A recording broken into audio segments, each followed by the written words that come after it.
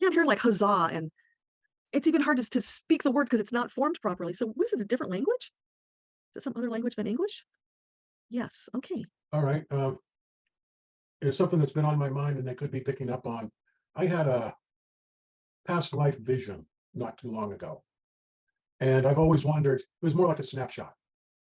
And I've always wondered more about it. Perhaps they could explain it. Okay. Could be that. Yeah. So are you referencing a past life vision? All right. So give us a little elucidation. What can you share about that?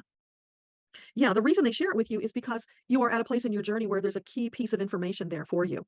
They're not showing it to me, they're keeping it private for some reason.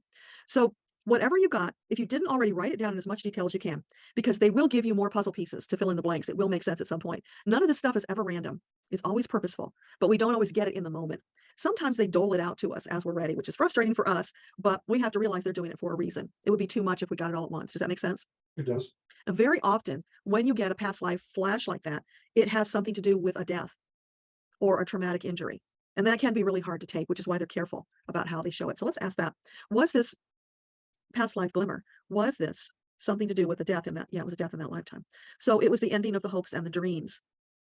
Yeah, it's like it was bright light and all of a sudden everything collapsed like an earthquake or, a volcano going off. It covered everything up in darkness. It just wiped it out in seconds. Well, I'll tell you what I saw. And once again, this is, I've never had a confirmation. You know how this stuff goes. You don't know if it's Yeah, something that's you just can't your confirm. imagination happening or what's going on, or if you're going nuts. Um, but the first time I was a shepherd in Greece. I think the year was 1245-ish. And all I got was I was sad and I was looking at my feet in sandals that were covered in dust. And that's all, that was the only vision I had of it.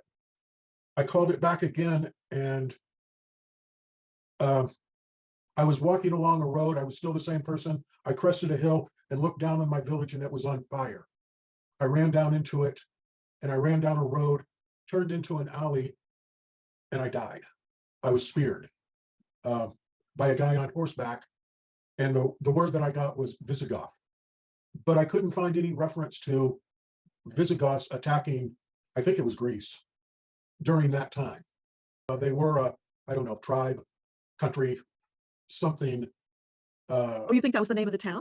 No, no, it was Visigoths were a tribe like the Huns or Okay. the Mongols or the something of that nature.